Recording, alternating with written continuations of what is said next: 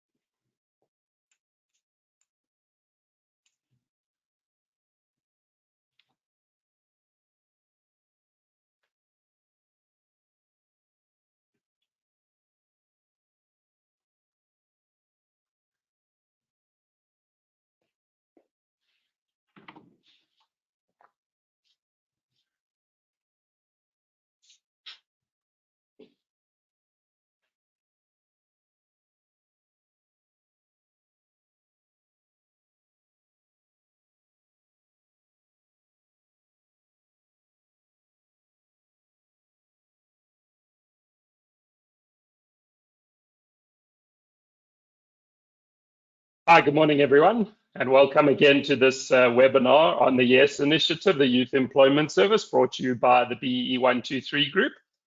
We are still filling up with attendees, but I think we can just kick off in the meantime because there's quite a lot of content to cover, and people will just join as and when. And you know, the beginning is mainly an introduction anyway, so not too much would be missed.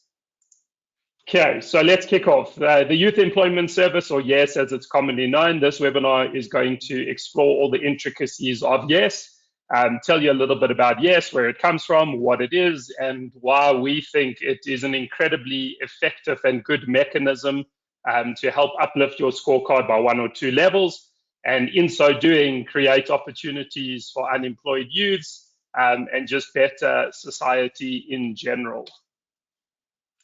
So I'll be working through this presentation.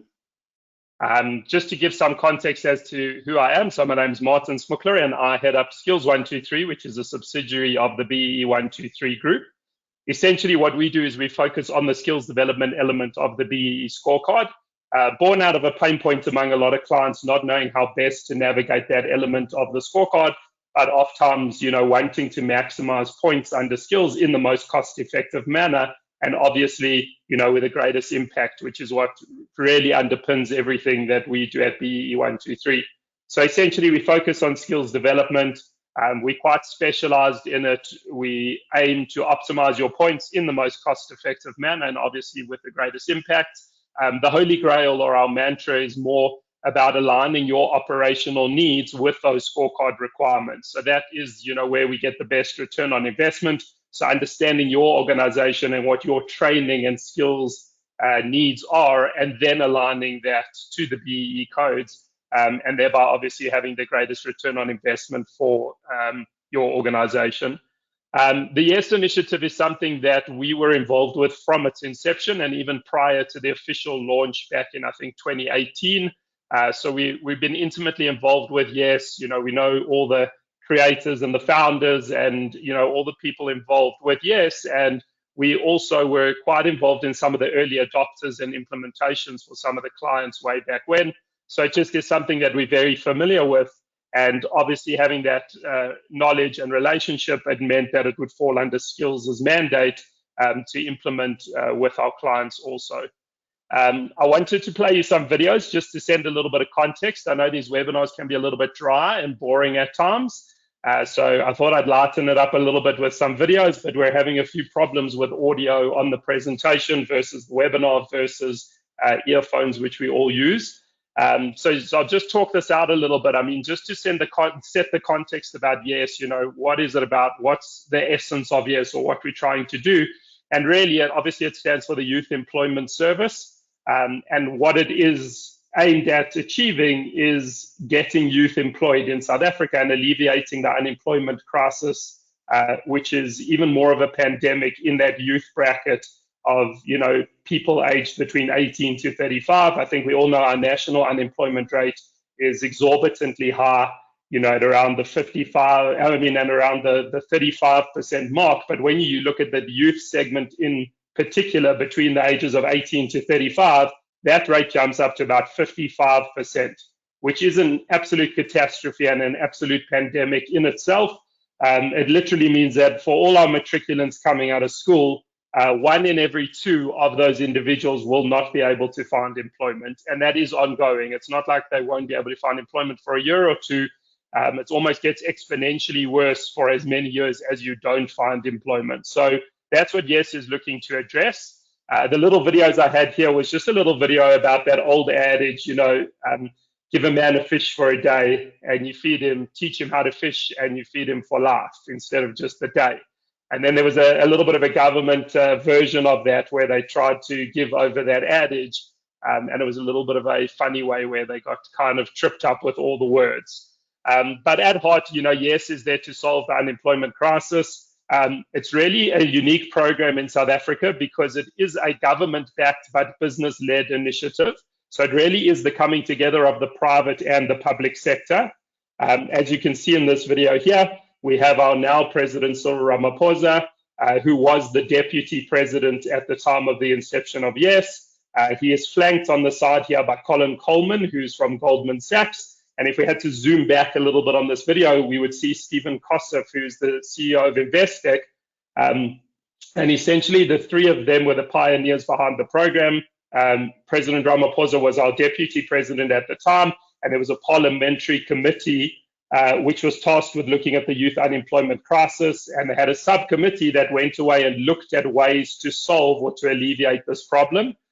They brought in the private sector, so Investec and Goldman Sachs were participants and co-conveners, and they really were looking at ways to try and solve this youth unemployment crisis in South Africa and almost bring the public and the private sector together. And that's really where the thinking around YES started formulating and coming about. So what they decided to do was look internationally and see how they've solved these issues and problems with youth coming onto the market and not getting employment in favor of older people who are a little bit more experienced. And what they really focused on was a lot of these international type of apprenticeship programs where school leavers are leaving and automatically going into business on apprenticeship programs. And that's quite profound and sophisticated in European countries, where that is a pathway after school. Instead of going and studying and having tertiary education, there really are formalized programs where school leavers go straight into businesses on apprenticeship programs. They're generally even longer than a year program, some up to 3 years, but they gain that on-job experience and skills, which has then shown statistically that they're then more probable to remain in the working world, having gained that experience and those skills within a working environment. And they'll remain employed, into the foreseeable future. So the idea was to look at these apprenticeships and see ways that we could get our youth straight into the business world so that they could get that necessary work experience, get that on their CV, acquire those skills, and then either hopefully stay in those organizations or at least move around in the formal economy and gain employment because of those credentials which they've now got on their CV. The statistics show that if you have a 12-month experience on your CV and you have a contactable reference and you completed the program, your chances of getting a job thereafter increase exponentially. So we all know that when we're doing interviews and we're hiring people, we like to see someone who has had experience. They've been through, those teething issues with work. and have had that work readiness preparation, general professionalism, work ethics, all those kind of things. We like candidates that have been through that process already. So again, the idea here is get as many youths into the working world as possible, get them these experiences, get it on their CV, get a contactable reference, and then either they remain in those businesses or they're a lot more employable to the general public out there. So, everything's solidified around these programs. What the thinking was to get youths into a 12-month work experience program, just get them 12 months of work experience. Even the fact that someone completes the program, doesn't drop off in the middle, says a lot about that candidate. So the idea is get as many youths into the working world as possible and get them these working experiences. Then the question obviously arose, well, how do we fund this? And that's kind of where government said, well, we don't necessarily have additional funding in the coffers to be able to fund these work experiences. So what they need from the private sector is they need the private sector to fund these opportunities for the youths, number one. And number two, they obviously also need hosting environments. They need businesses to open up their businesses to enable them to host youths. So number one was crucial. They needed the funding. Number two, hosting the youths in your environment was obviously preferential, but it's not 100% absolute. But that's what they needed from the private sector. Then the thinking was, okay, great. So we want to get as many youths into the working world as possible. We're going to get funding from the private sector, hopefully, as well as host environments. But then what's the incentive for the private sector? So obviously the private sector would love to help, and we'd all love to solve, this crisis in South Africa, but there needed to be a real incentive for businesses to do so. And that's where they very cleverly looked at the BEE codes and the BEE framework. And they said, obviously in South Africa, we have the BEE codes and we have certificates that all businesses like to attain. What if we built in an incentive into those scorecards? So in return for sponsoring these youths into programs, you got a benefit on your BEE scorecard. And that's really where the whole program and the incentive came from. And the idea was that, to really make it enticing and encouraging for companies, there is the ability to get a 1 whole level or a 2 whole level gain on your BEE scorecard in return for sponsoring unemployed youths in South Africa. So that was really where it all came from, how it happened. We are huge ambassadors of YES. We're not officially affiliated with YES per se, but we have been since its inception, and we work extremely closely with them. We don't have any ulterior motives, but we love the YES program. We think it's an unbelievable mechanism to address youth unemployment and an unbelievable incentive for our clients to enhance their scorecard by 1 or 2 whole levels, which we often see in practice. Companies are looking for ways to gain 1 or 2 levels. Often they've exhausted a lot of other avenues on the BEE scorecard. So we often see YES as an incredible mechanism to help them uplift their scorecard. And in return, they're solving one of the biggest pandemics or crises in South Africa. So just to recap, what is YES? It's really there to address the youth unemployment problem or crisis in South Africa. Sorry about that.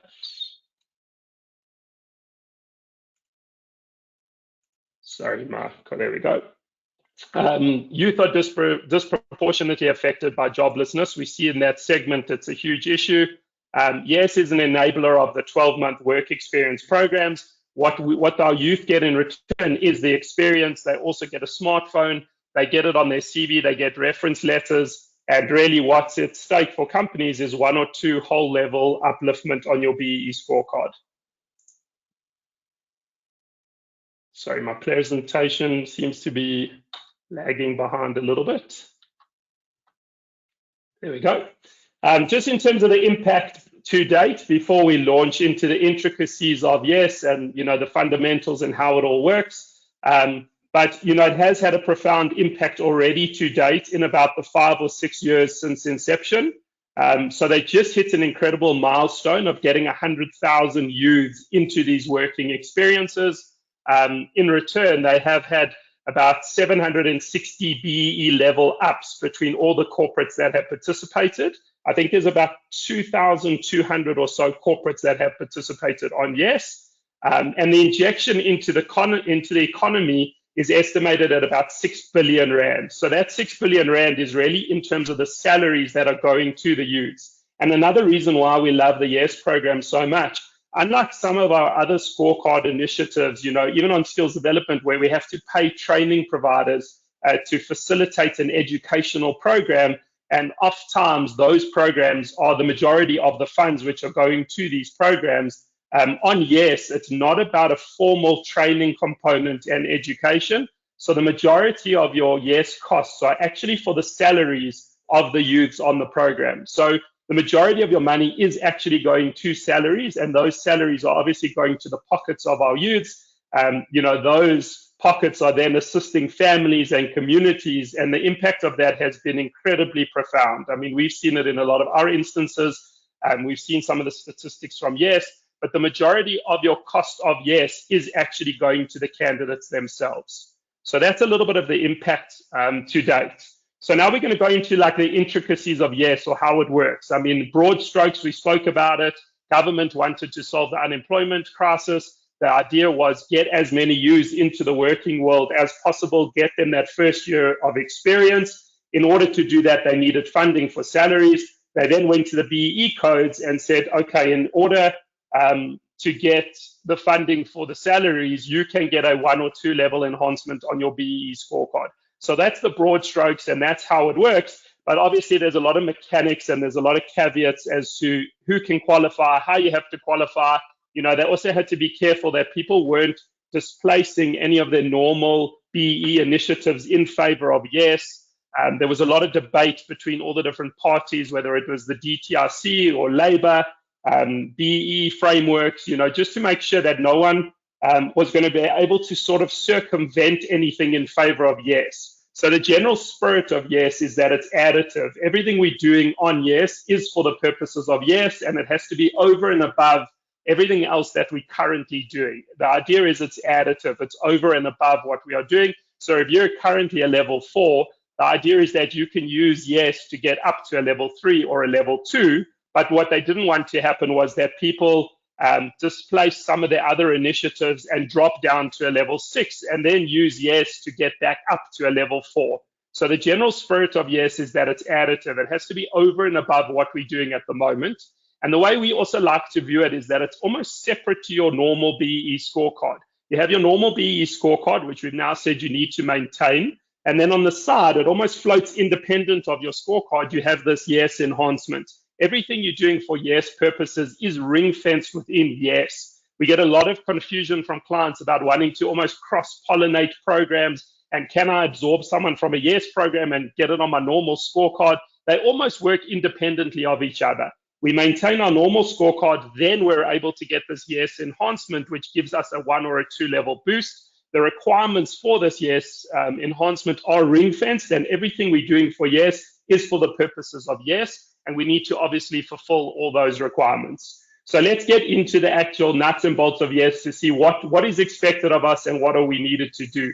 And I'm going to be a little bit biased on this because I'm going to say that we love the program, and when we try and explain it to companies, it really comes from a place where we see it as a really good solution to get that 1 or 2 level enhancement on your scorecard. And provided you know what you're doing and you know the frameworks and you don't get tripped up, and that's where we come in to consult on it and to advise our clients and almost project manage their YES programs. As long as you do everything in a compliant manner, it is actually very easy to get the 1 or 2 level enhancement. And cost-wise, it is relatively cheaper than some other initiatives which we see out there. So just to start off, so what's the catch? Who can participate in YES? It does sound a little bit too good to be true. So who can participate in the YES program? So there are some minimum kind of criteria that are needed to be eligible for the YES program. So they didn't want just anyone to be able to come on and benefit from YES. So as we were saying in the beginning, any business can participate in YES for this 12-month work experience. If you're not doing it for BEE purposes, very easy. Everyone can join the movement and can join this groundswell to help youth unemployment. But if you are doing it for BEE purposes, then there are some criteria and there are targets and there are things that need to be achieved. So the minimum criteria for participation, I've just tried to include generics and QSEs also, just in case some of our attendees, are QSEs. We do really like it for QSEs as well. but the criteria are very different from generic enterprises. And I am going to try and cover a little bit of both. And just to preface it all by saying that at the end, and maybe later on here, I can just put my email address and details in the comments section. But at the end, I will also give my email address and my number if anyone wants to reach out. If there's any questions, please feel free. But we are going to try and cover both of those facets for generic and small and QSEs also. So for generic enterprises, in order to participate in YES, so you need to achieve a minimum BEE status level. So you need to at least be a level 8 or going to get a level 8. You can't be non-compliant. I'm just starting at the bottom first.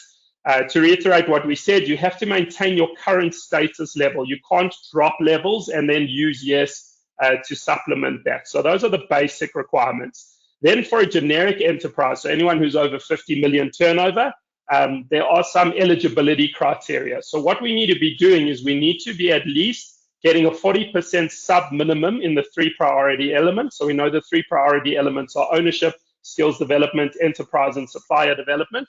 So we need to be getting those 40% sub-minimums, which another way of saying is that we don't get discounted on our scorecard. So if you are discounted anywhere on your scorecard, it means you're not hitting that 40% sub-minimum. Therefore, you wouldn't be able to participate in YES.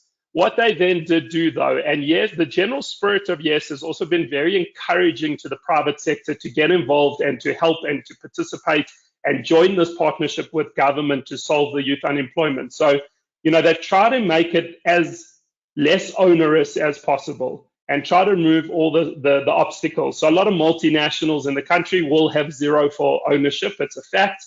They get discounted for ownership. Thereby, they'd be precluded from participating in YES. So the other requirement is that if we're not getting 40% sub-minimum in all 3, we can also get an average of 50% across the 3 priority elements. And more often than not, when we look at clients, if you're achieving a level 7 or a level 6, even if you've been discounted to a level 6 or a level 7, generally, in order to be able to achieve that, you will actually be averaging 50% across the 3.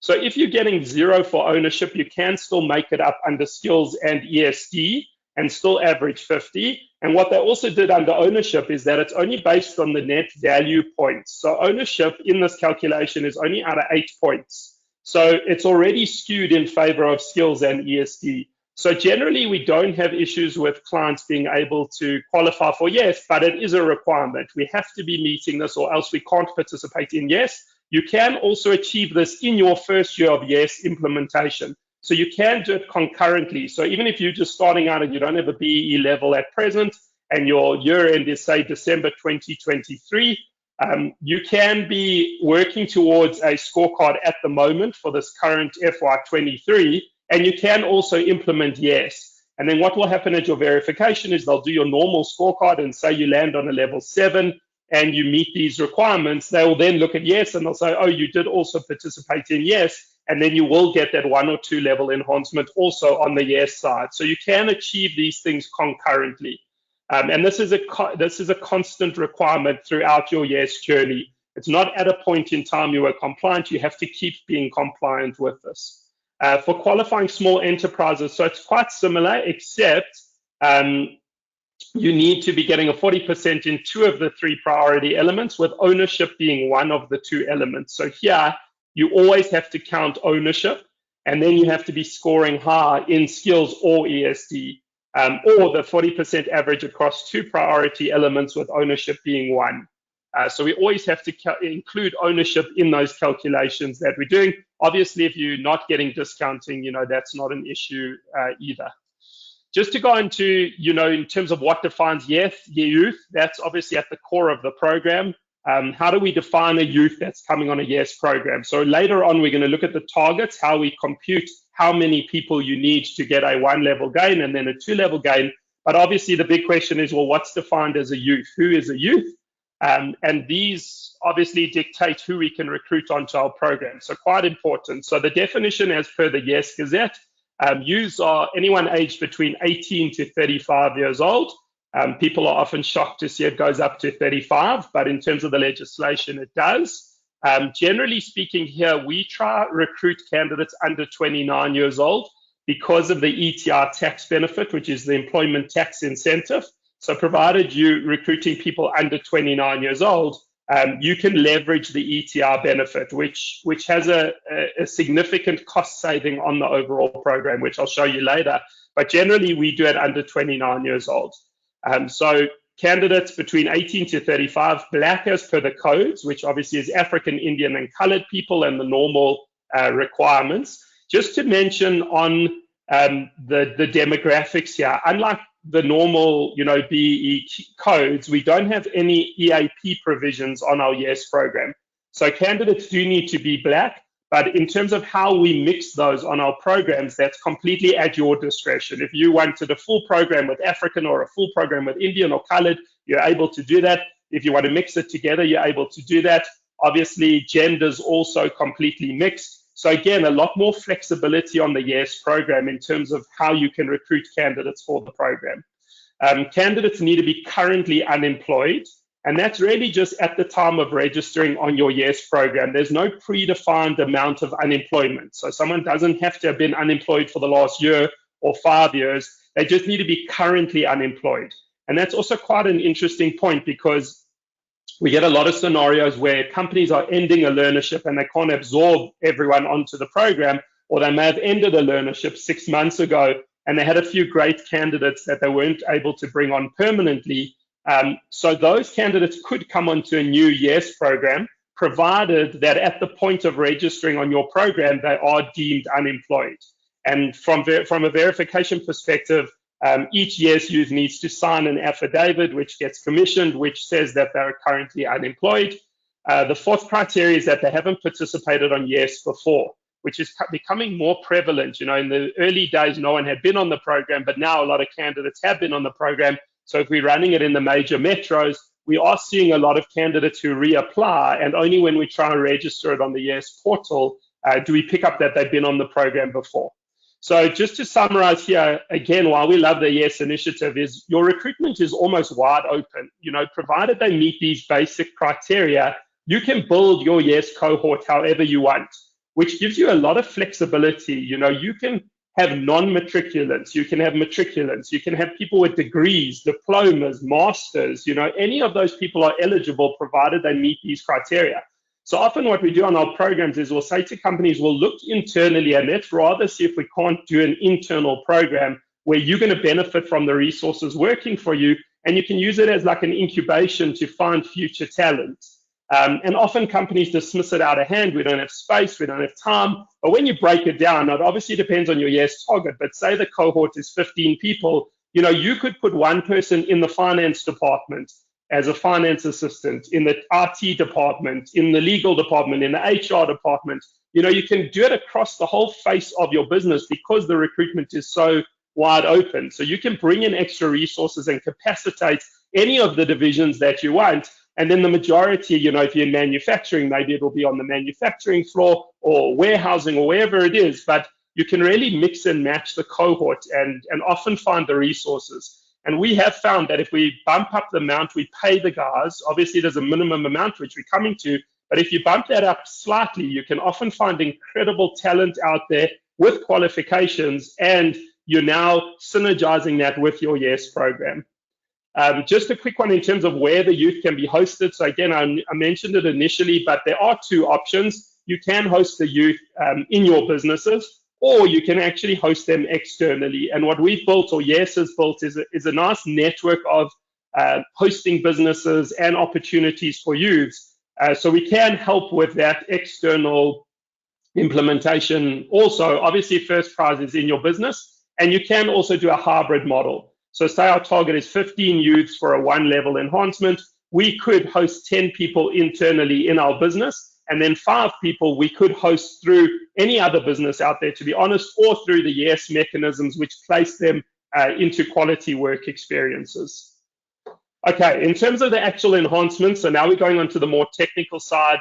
What is available? What is the benefit? What targets or criteria do we need to meet in order to get those benefits? What are the costs? How much does a program cost? We're going to cover that now. So in terms of the requirements or what's available, the different level enhancements. So essentially we have a full 1-level gain, which we've mentioned, or a full 2-level gains enhancement. We also have a middle level, which is to gain 1 level plus 3 bonus points on your normal BE scorecard. So there's almost an in-between level. We don't really ever do this in practice because you'll see the targets are about 50% more than a 1 level enhancement, and you're only gaining 3 additional bonus points. So often when we do that financial calculation, it doesn't warrant it, but we have seen a few cases where people were desperate for an extra 3 points, and it is a way to achieve that. So in order to achieve the 1 level enhancement, what do we need to do? So we need to achieve our YES target, and we need to achieve a 2.5% absorption at the end of the 12-month program. So the next slides are about our YES target, how we compute this target, and that obviously governs how big our program is, which obviously governs how much our program costs. But for now, just to see what's available to get the 1 level enhancement, we need to achieve our YES target, and we need to achieve a 2.5% absorption. For a 2 level enhancement, so it's double the levels, and essentially what we do is we double the target. So for 2 levels, we need to achieve 2 times our YES target, and the absorption also doubles to 5% at the end of the 12 months on the program. So those are the benefits available, and that's what we're required to do. Just to point out here, again, to make this not onerous on the private sector, the absorption levels were kept to an absolute minimum. I mean, even for a 2-level gain, your absorption is only 5%. So if we had a YES target with 100 U's, which I'm going to say from the outset is a massive program, the Gazette led everyone a little bit astray when they gave an example, because I think they gave an example of a company that was doing like 500 million net profit after tax, and that company needed, I think it was like 300 people on the YES program, which then means it's a lot of absorption. But we don't see that often. Those are obviously for the significant companies out there. But even on 100 people for a 2-level gain, which means you'd only need 50 people for a 1-level gain, 100 for a 2-level gain. So for 2 levels with 100 people, the absorption of 5% is only 5 people out of the 100 at the end of the 12-month program. So really try to make it as possible, remove all the obstacles that the private sector would have. So we don't see absorption as being such a big obstacle to the program, but it is also a requirement. We do need to satisfy that in order to get the YES enhancement. What's also nice with the YES program, again, to encourage participation by the private sector, they basically said that you can, in your first financial year of YES implementation, you can start the YES program at any time within your financial year, and you receive the benefit immediately at your next verification for that measurement period. So you don't have to wait until the 12 months are over to be able to get the YES enhancement on your certificate. It's almost like a grace period in your first year of implementation. So you can start YES at any time in your financial year. We're going into April now. Say your financial year end was April. We could actually kick off a YES program now within April, provided we meet the minimum requirements that we've registered the program. YES is an MPO. Everything we do has to get registered with YES. Everything needs to get paid across to YES. You'll see now they charge certain fees for the program. But provided we've done that and we've recruited the YES target headcount of people, we've onboarded them, they've got the 12-month employment contracts, and they're actually working and the program has started. Say we were to do verification in June, so the verification agents would come in, they'd do our normal audit, and they'd give us our normal certificate. We would then say we've implemented the YES program. Only about 2 months would have passed at that point, but provided we can show them we've started the program and we've done the onboarding and the registration, if they're doing verification for measurement period ended April 2023, you immediately get that YES benefit. Then what happens is, they do need to see that after the 12 months, you followed through with your absorption. So at your next verification, what then often happens is they look back at cohort number 1 and they said, well, they say, we gave you the YES enhancement on your certificate. Please demonstrate now that absorption has taken place, which you then need to show. I mean, if you don't, they've said that they can retract your certificate that was originally issued, but you almost get a bit of a grace in your first year of implementation. And that notion of the rolling absorption actually keeps happening in future years because you'll end up not being completed on your new programs 12 months before verification, and they almost do it on a rolling basis. So at every verification, they almost look back at your prior program to see that you completed your absorption. Your current programs, only when you can demonstrate that absorption or people were eligible for absorption, you then need to show that you did absorb the candidates. So very importantly now, how do we work out our YES targets? So that is the crux of how we work out, what is needed from our perspective to get this benefit. So in terms of working out the YES targets, I'm going to separate it between the generics and the QSE because it is very different. We're going to start off with the generic entities. So in order to work out your target headcount for the YES program, for generic enterprises, we actually need to calculate 3 different formulae, and whichever one returns the highest amount of use is the formula that we need to use to run our YES program. So we do 3 different calculations. Whichever one returns the highest amount of people is the formula we need to use for our YES program, and that's the amount of people we need on our program. If we want to get a 2-level enhancement, as we said, we then need to double that YES target. So whatever we calculate here is for a 1 level. In order to get a 2 level, we would need to double that target. Another interesting thing about YES is the targets here and the figures are based on historical information. So unlike our normal scorecard where we have to forecast our denominators for the current year, so like a leviable payroll or an employee headcount, if we have a December year end and we're in 2023, we need to forecast those figures for this year, and our targets are based on those forecasts, which we obviously need to track throughout the year. YES is different because it's based on historical information. You can't have this fluctuation where you might need more people or less people. It was going to be just a bit too chaotic. So what they did was they said our YES targets, whenever we're implementing, it's based on prior financial year information. So if we're doing it now when we're implementing for our December 2023, we're actually going to look at information as at the end of 2022 and some prior information to that. So in terms of the 3 targets, here they are. They look at all the different levels or layers in a business. So we look at your employee headcount, we look at your net profit after tax, and number 3, we look at your total turnover. So the first 2 are governed by a formula that we have to calculate, and the third one, the revenue, is actually governed by a table that the Gazette gives us, which shows your bracket of total revenue and returns a total amount of youths on your program. The interesting thing with the revenue table, which we'll get onto soon, is that it's capped at 15 youths.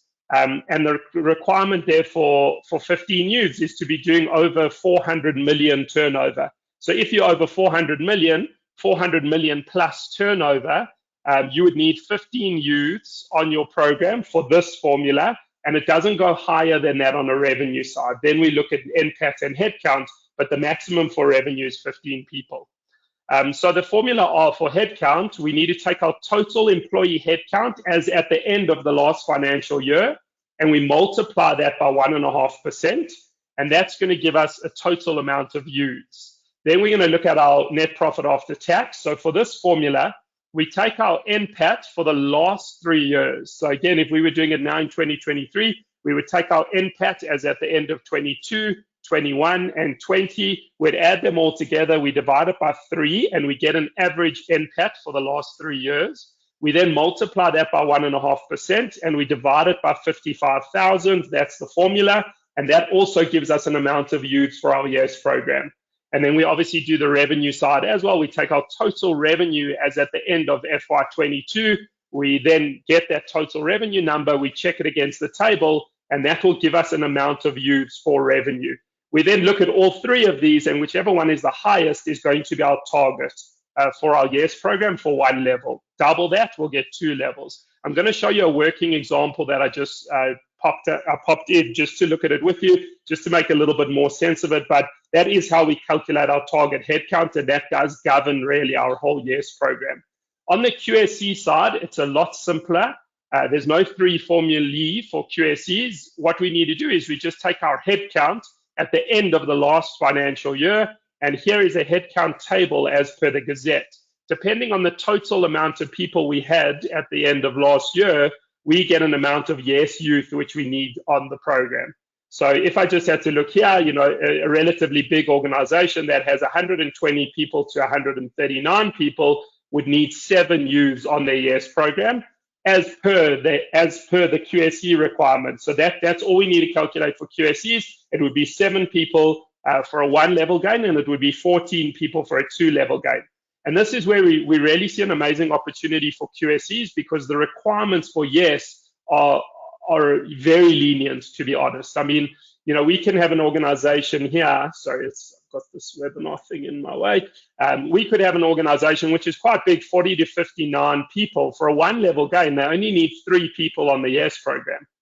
To get 2 levels, they'd need 6 people. To fund 3 people or 6 people on the program is relatively not that expensive. So it's a huge opportunity for QSEs. The catch comes in, which we found in practice, is that your absorption requirements don't change depending on how big your cohort is. So if we were doing a 1-level gain for 3 people here, we would still need to achieve absorption for a 1-level gain of 2.5%, which means, sorry, I'm just going back there. So for a 1-level gain, we'd still need to achieve the 2.5% absorption level, which then when you round up on 3 people times 2.5%, it means we will have to absorb 1 person out of the 3, which is like 33% of the cohort. So because of that rounding, that's where it becomes a lot more challenging for QSEs. The actual costs of the program are not bad, but when it comes to the absorption component, that actually gets quite onerous, because now you have to absorb someone into the organization, at least 1 out of the 3. If it's double 2 levels and it's 6 people, it would still probably be 1. It will be 1 out of the 6 at 5%. And that's where it can get a little bit more challenging. And you can also have absorption happening in the host environment. So if it's done externally, you can have absorption taking place externally as well. But you need to make sure that you have the right partners and the right people to deliver. And there almost needs to be a bit of a guarantee in there around absorption. So just quickly, a working example, just to put this into practice. So we have a company which are called Bester Escape, Pty Ltd. I was going to go for powerless, but I thought I'd be a little bit more funny and optimistic than the other dread out there. So I called it Bester Escape, Pty Ltd. This company, per their financial information at the end of their last year, had a headcount of 800 employees, so quite a big organization. NPAT levels were from 2020, 21, and 22 were around, the 55 million mark. There's 3 different NPATs, and our turnover is 370 million. So this is quite a significant organization, 370 million turnover, a lot of profitability, a lot of employees. So I wanted to translate that into YES numbers just to make it a lot more tangible for people, because often people haven't performed this exercise. They don't know how many people they need. And again, we dismiss it out of hand as being too expensive, too difficult, too logistically hard. But when we actually calculate it in our practice, we found it to be a lot less demanding than people would expect. So if we do the calculations here, so headcount, we'd take the 800 employees times 1.5% would give us 12. Again, we need to do all 3 formulae for a generic. So on headcount, we'd need 12 youths. We would then take our NPATs over the 3 years, add them together, divided by 3, gives us an average NPAT of 55 million, times 1.5% divided by 55,000 is 15. And then the turnover table, which I mentioned here, they're 370 million. This is the turnover table over here per the Gazette. So if we're looking at the 370 million mark here, we would get 13 youths returned on this table. Again, sorry, and it's over 450 million is capped at 15. So that's as high as it goes. So anyone who's over 450 million, this formula will give a maximum of 15 youths returned. So here in our example, it's going to be 13. So these are the 3 different formulae. Obviously here the NPAT is the highest at 15. So that would be the formula we choose, and that would be our YES target for a 1-level enhancement. So we would need 15 youths for a 1-level enhancement, which would mean we need to absorb 1 youth at the end of the program at 2.5%. If we wanted a 2-level gain, we would need 30 youths on the program, and the absorption then goes to 5%, which rounded up would mean we would need 2 youths absorbed at the end of the program. So again, to get a 2-level gain, it's only 30 youths for a very big organization. This is a serious company making a lot of money, maybe illegitimately, I can't say, but it's a big organization. They only need 15 people for one level. They need 30 people for two levels. And the absorption is not such a stumbling block over there. Just to show you some of the costs quickly, and then I'll show you a summary for the 15 people, again, to put it into perspective as to how much a YES initiative might cost your organization. But just to quickly go over the parameters or the costing from a YES perspective. So these are the components that make up our total costs. After I've gone through it, I will show you our example, how we do our costing and what a program might look like for 15 people for one level. But essentially, the costs that are involved, so there are costs from a YES perspective. We have to register everything we do with YES, which is an MPO. We have to pay over some invoices to YES directly in order to run the program. If we don't, we cannot get the enhancement at the verification. They've mandated that everything has to go through YES. You cannot run a YES program without registering and doing everything through YES, who gives us a registration certificate for verification. So we have a registration fee per company per year, and this depends how big your organization is, depends how much revenue or turnover you have. So at a maximum level, if we're over, around 200 million mark, the company registration fee is 20,000 Rand. These are all ex-VAT. So we pay 20,000 Rand registration every year to run a program. If we have different turnovers, it gets a little bit cheaper, but it's around 20,000. Then we also have a registration fee per candidate, and this is per candidate per year, and this is actually based on our net profit after tax amount. So here, there's different levels, but if we're over 12 million NPAT, we have to pay a fee of 5,000 Rand per youth that we register on the program. From year 2 onwards, they do discount that to 4,000, but there is a registration fee of 5,000 Rand per youth, which has gotten quite a lot of flack in the market. What YES do provide is they do give a smartphone to every youth that comes onto the program. Those smartphones are loaded with learning materials, which are mainly just a work readiness program. Again, there's no real mandatory training on YES and learning and academic training. It's more work experience. But these smartphones do have a work readiness module on the phones, which the guys are expected to work through and complete in the 12 months. If they do, it then also gets put on their CV, which is automatically generated from YES and from the phones and all the data they collect. So you do get a phone, but the additional registration fees are for YES and for running the program and all the systems that they have in place. The majority of the costs, again, come from the salaries that we pay to the youth on the program. This is governed by the minimum wage in South Africa, which changes in March every year. And the last few years have seen significant percentage increases year on year. So the latest now, when we started, yes, I think this was probably at about 3,600 or 3,200. We're now sitting on, with UIF and SDL, almost 4,500 Rand per youth per month on the program. So annually, it's about 54,000 Rand per youth that's coming on the program in terms of the minimum wage we pay them. Because it is a salary and not a stipend, we do have to apply UIF and SDL on top of that. So this figure here of 4,495 Rand and 14 cents is the total amount with UIF and SDL as a minimum. We have to pay this minimum amount. We can't pay less, but we can pay more. If you're getting graduates or degrees, diplomas, whatever you want to pay more, you're more than welcome to pay more, but you can't pay less. Allied to this, very importantly, is the ETR tax incentive, the employment tax incentive, like we mentioned before. If we hire candidates under 29 years old, we can get this rebate, which if you need information, we can go into detail about that. We did that in our last webinar. But, ETR is available for people earning below 6,500, but the sweet spot for for ETR is really when we're paying up to 4,500, which the minimum wage has now almost hit with SDL and UIF. But when we're paying someone 4,500 Rand a month and they're under 29 and meet other requirements, we can claim back a tax benefit of 1,500 Rand on that 4,500 Rand, which is significantly. So on a net basis, it's only actually costing us 3,000 Rand per person per month on the program because of this tax incentive. So we've reduced costs on a lot of our programs by like 25 or 30% by being cognizant of recruiting under 29 and then making sure we claim the tax benefits. It does bring down our costs significantly. So just to summarize what it would look like again for our Besta Escape company, for a 1-level gain, we would need 15 youths on the program and we'd need to absorb 1 at the end. The cost of the program would look like this. So we already mentioned we'd have a registration fee of the company, which is 20,000 Rand. This last column indicates when the payments are made. So U means upfront. Again, in terms of cash flow, because it's a 12-month program and the majority of our costs on YES are salaries, we're able to defer a lot of the payments over the 12-month period.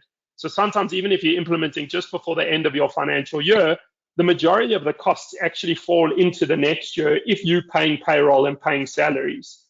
So here we have the company registration cost. Then we'll also have a candidate registration cost. Because this company's NPAT is over 12 million, it would be 5,000 registration fee per youth. For the 15 youths is 75,000. That's an upfront fee. Both of these get paid to YES. The majority of the costs here are the minimum wage, the salaries that get paid to the candidates. Here it's about 800,000 Rand. With all those costs, it's about 884,000 Rand for the YES program for the 12 months. If organizations don't want to host internally through the YES networks, we can do the recruitment and hosting in external environments and also generally give the absorption depending on how many we're hosting. And for that, we charge an extra 4,700 fee. So per person. So this is an optional charge, but I've just included it in here as like an external outsourced solution. There's no other costs on this. I mean, there would be project management, say, if we were doing it, but just to show you on a basic level what the kind of costs are so we can quantify the program. So we'd have about 70,000 costs coming in there. The ETR benefit, as we said, is significant. If it's 1,500 per person per month, that's worth 18,000 Rand back per person over the program, which is about 270,000 back in tax savings over the program. So here, for a 15 youth 1-level enhancement on a very big organization, not a lot of organizations we see are as big as this, their YES costs on a net basis would be about 700,000.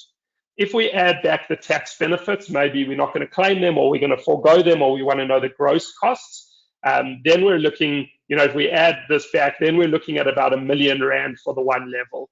So on a gross basis, it could cost about 1 million Rand. We could also host these guys internally in the organization. We'd save 70,000 Rand over there. Lots of different ways to structure it and to work out the stream. But just to give you a sense of what a program would cost, for 15 people, 1-level, on a net basis, we're looking at 700,000 Rand. On a gross basis, it's 1 million. Relative to what we see on the scorecard for 1 whole level gain, that's really reasonable. If we double this for 2 levels, you're paying 1.4 million Rand to get a 2-level gain. It's not just points on your scorecard, it's 2 whole levels for 1.5 million or 1.4 million Rand. Generally, it's very feasible from a company perspective, but again, it's commercials. If you're sitting on a level 4, you'd have to work out, how it would cost us 1.4 million to get to a level 2, but how much work might we be able to get if we start tendering at a level 2? And then it's, it's a business decision and it's a financial or commercial calculation. Just to rush through, running out of time, so just some of the other mechanics and conditions of YES to be aware of. So again, everything we do has to be registered with YES. The spirit of YES is additive. So when we're bringing candidates into our organization, there is a requirement that it's new positions. That is the spirit of YES. We're not supposed to retrench a whole lot of people in our organization and then replace them with YES headcount or YES positions. So generally it's for new positions, not for replacements. They have said that this is not really verifiable. We've got a lot of big retailers on YES. They have a lot of churn. It's almost impossible to see if it is new positions, but the general spirit is it must be new positions. Candidates get a 12-month fixed term contract for the program. So it's a 12-month fixed term. They are required to do at least 8 months on the program to count for your target. So if our target's 15, we need those 15 guys to get to 8 months to count for our target. If someone drops off before the 8 months, we do need to do a replacement on that candidate, and that replacement needs to happen within 1 month. And the new candidate coming in needs to get a brand new 12-month fixed-term contract. So just be aware of that. They can balloon the costs. So if we've got 15 people, we might want to start with 17 people to allow natural drop-off. But worst case scenario, you can start with 15. If anyone drops off before 8 months, we do need to do a replacement, and the new person gets a new 12-month fixed-term contract. Again, with absorption, it can only happen at the end of the 12 months, so you get a little leniency in your first year or a grace period, but we do always need to meet that absorption requirement on every cohort we run, and at some point it will always be verified, maybe not now, but even in the future. And again, they can retract your certificate if they've given you the enhancement, but you haven't met the absorption criteria in the future. One of the things that came through in the practice note, so one of the problems with YES is it is a little bit all or nothing. You know, you've got a target, you have to hit the target. If you hit the target, you get your level gain. If you don't hit the target, you could get nothing. So it's not like our normal BE scorecard where we might have to spend $1.5 million on people with disabilities. If we spend $1 million, we will get a prorated amount of points. It doesn't work like that with YES because it's either the one level or it's no level enhancement. So we have to hit our targets. What they did build in, though, was a 5% leniency on the target. So when your targets are small, like 15, you know, 5% on 15, it's not even one person, or it might be able to do the calculation, but, you know, it doesn't give us a lot of wiggle room. Only on the bigger cohorts, like 100 people, then at least we have 5 people leeway on the targets, but at least, you know, it was some kind of margin for error. We have to align with the basic conditions of employment in everything we're doing on the YES program. The candidates, as they define it, need to get a quality work experience. There it was, we don't want people just sitting home and doing nothing. So there has to be a quality work experience. They have to be doing something. Hosting is optional. Very important, number 9, candidates can't be participating on a learnership, apprenticeship, internship, and be on YES. They had to draw the line in the sand for scorecard purposes so that there's no double dipping and cross-pollination. So the rule is that for all our YES guys, you cannot put them on a learnership, apprenticeship, internship. They're on YES, it's for the YES enhancement, and it's ring-fenced only for YES. So can't put them on those programs. Some of the informal training we do, if we bring YES guys into our organization, we can count for some of the informal training on our BEE scorecard. Just to mention again, the youth get these smartphones. There's 21 modules of work readiness training. It also is a bit of a survey and feedback loop for candidates on the program. Just again to remind you, my email address should be in the comments section. If you need to email me with any questions, with any meetings, anything that might be needed, please do so. I'm going to wrap up in the next 2 minutes as quickly as possible. But just remember, if there are any questions and comments, please feel free to reach out. In terms of what Skills123 does, so we've got a whole menu of services for the YES initiative. We've thankfully run a lot of programs, and a lot of them for some of our big listed entities. We've managed to achieve all our level enhancements that we've set out to achieve. YES works, it's powerful. We host YES Youth within our organization at BE123 and YES and Skills123. You know, it's a function of recruitment. If you recruit the right people in your organization, you can have the most absolutely incredible YES experience, which is what we have internally. We've absorbed a lot of the candidates into the business. Some of our candidates have even been promoted and are quite senior within the organization already from a few years ago when they were YES Youth. So what we do is we do, you know, any vertical of the program or a full turnkey solution. We can help with any of the other services related to YES, but generally we do full turnkey solutions from advisory and consulting all the way through to actual implementation and monitoring through the 12-month period, just to ensure we don't trip up on any of those things. Again, there's also full seamless integration with your BE123 tool. You'll see under your skills page, there is a whole page for the YES initiative, which can work out our targets. It works out our sub-minimum, and we can track everything on the BE123 system. So in closing, that's the YES initiative from me, Martin. Thank you for your astute and rapt attention. I'm sorry we can't participate and engage a little bit more. Here's my email address. If there are any questions, queries, or anything's needed, please reach out. We will also send this presentation in an email, which is quite a nice value add, but please do come back to us or engage with us. We would love to help you with your YES program. But that's it from my side. Thank you all so much. Be well and enjoy the upcoming long weekend in a short while. Thank you all. Bye.